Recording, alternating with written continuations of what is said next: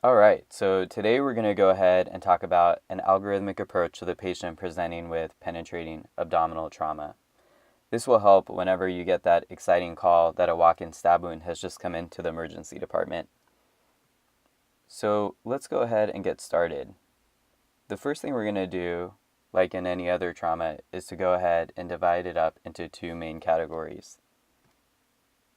The first category is blunt abdominal trauma, and the second category is penetrating abdominal trauma.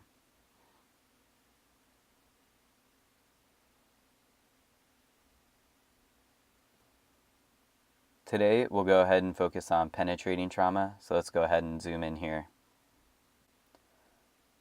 The approach to penetrating abdominal trauma is the same as any other trauma. The first question you want to ask yourself is the patient hemodynamically stable or not?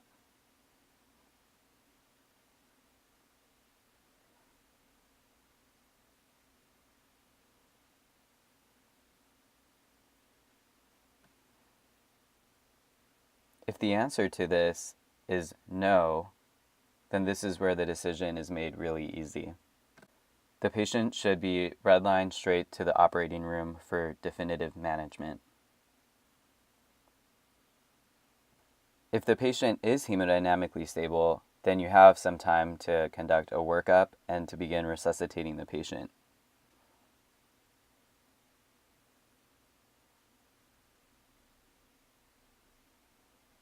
The next question to ask yourself in the patient who is hemodynamically stable is whether or not the peritoneum has been violated.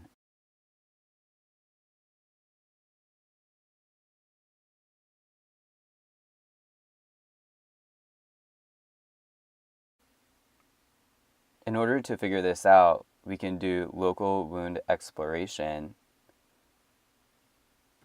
So let's say that this dot here represents the penetrating wound. You can then infuse lidocaine around the puncture wound and extend your incision, after which you can bluntly dissect down to the base of the wound. This form of exploration is preferred over sticking, let's say, a Q-tip into the wound, because at least this way you know you're not going to iatrogenically cause violation of the peritoneum.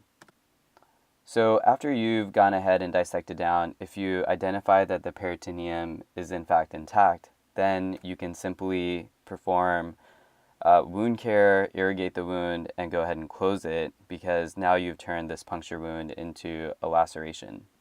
After the wound closure, as long as the patient is stable and there's no evidence of any other trauma, you can go ahead and discharge the patient home. Now let's go down the other arm of this pathway. So let's say you dissect down and you find that the peritoneum is in fact violated. In this case, the patient should go straight to the operating room and undergo an exploratory laparoscopy or laparotomy. The really nice thing about this approach is that you don't have to get any unnecessary CAT scans. And this is really important, especially if your patient is a young, healthy person, maybe a female of childbearing age. We always want to try and advocate for our patients and make sure that they don't undergo any radiation exposure if not absolutely necessary. So this algorithm works really well, especially if the patient has a simple stab wound. One caveat would be if the patient had sustained a gunshot wound. In this case, CT scans are usually performed because you have to see where exactly the bullet ended up. And that's about it. So as you can see, it's a pretty straightforward algorithm, and hopefully this will help the next time you have that walk-in stab wound that comes into your department. Thanks for watching.